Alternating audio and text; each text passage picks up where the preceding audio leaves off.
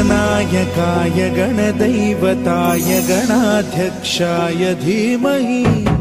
गुणशरीराय गुणमण्डिताय गुणेशानाय धीमहि